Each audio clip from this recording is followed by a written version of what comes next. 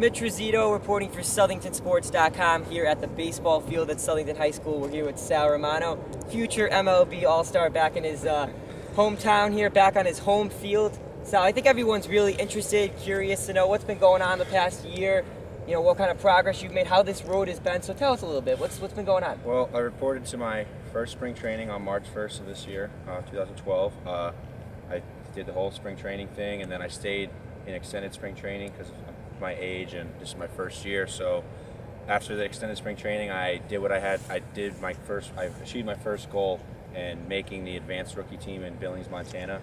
I didn't want to stay in the Arizona League this year. That's usually where the younger kids go in the organization, but I had a goal in my mind is to skip that and hopefully go to the second level to start, and I did achieve that. And in the middle of June, I got on that mound for the first time.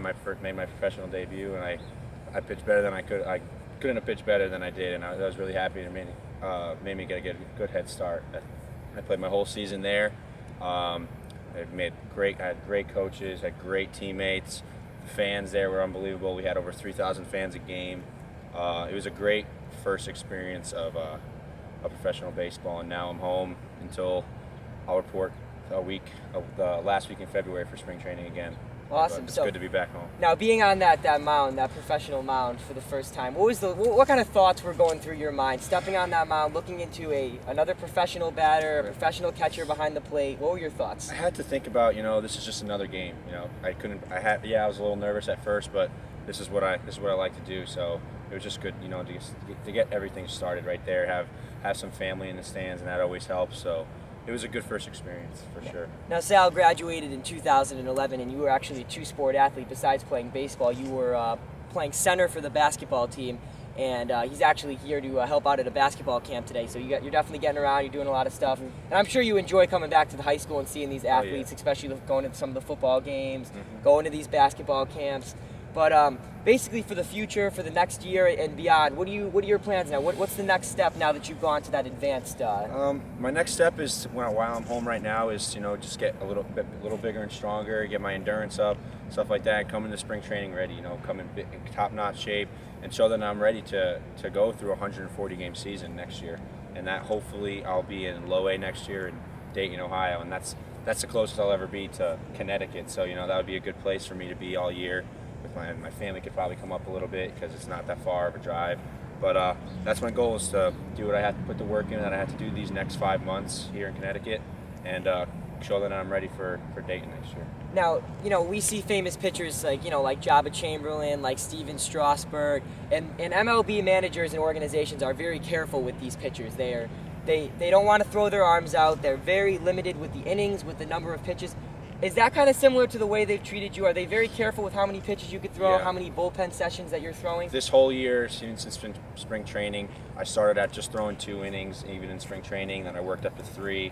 Then I worked up to 4 before I left for Billings, is when I actually could pitch 4 innings. But now, once I got to Billings, I was only allowed to throw 5 innings per start, and it was in between 65 and 75 pitches. Sometimes, if I was pitching really well, my coach would let me pitch like 80, but that's the most. They're taking it really slow. I was 18 years old. My birthday was yesterday, but I was 18. Happy birthday. Thank you. I was 18 years old the whole season, so they don't want to, make my arm hurt or stuff like that. They want to just keep me healthy and just go forward and hopefully go up the organization. Awesome. So going forward now, you're probably going to go through Single A, Double A, Triple A. What's the closest minor league affiliate that Cincinnati has to us? So if we wanted to see you maybe sometime in the future as you moved up. That would be Dayton. That would be next year. That would be Dayton, Ohio. Dayton's the closest we could see our hometown hero here, Sal Romano. It's not that far of a drive. It's about 9 hours, 10 hours. So your family will definitely be up for some of the games. They made 2 trips out to Montana. That's a haul. It's a long trip. Wow. Now they drove out there. They didn't drive. They flew, but even it's a long trip as a whole. As just flying, just getting there, it's a pain in the butt, because you're in Montana. Who goes to Montana? So I know, definitely the goal is just to, fulfill your dream, get to the MLB. But if, in the future, if you got to choose a team you could pitch for, just as a little kid, what you thought of when you got older? It's Yankees, obviously. Okay. I grew up in New York, and I moved here when I was about 9 years old. So I've been to Yankee Stadium plenty of times. I actually when I was going through the whole process, I actually got to pitch on the Yankee Stadium mound, and that was a great experience. It was a dream come Yeah, true. on that But mound. just to be on that mound and just looking up, even though there was no one in the stands, just to see the atmosphere of what it's like, and just couldn't imagine if there's over 50,000 people there. But Oh, Yankee Stadium's classic That's with all the definitely the players place. that have graced that mound. So we're standing here on the Southington High School mound. I'd have to ask you before we finished up here. What's your best memory pitching on this mound in your high school career? on this mound, one of them I pitched. It was one of the games I pitched against Simsbury, and I had 17 strikeouts. That was probably Wow. and like 1 or 2 hits. That was probably one of my good memories. And my second one is my first home game my senior year. I pitched a no-hitter on this Awesome. mound, and that was a great experience because I never pitched one in high school. And to do that at my first home start, me and my catcher Chris Lee, we just had it going that day, and from there we took it all the way to the state championship. So. Just want obviously Sal to know that as far as he goes in the MLB, the Southington community will be behind him, and we'll definitely try to keep track, talk to you more often. Make sure we let the people know what's going on. And once again, Sal Romano joining us here at Southington High School. I'm Mitch Rossitto reporting for Southington Sports. All net with that one. Base hit, left field. Checked him against the glass. First down, Southington.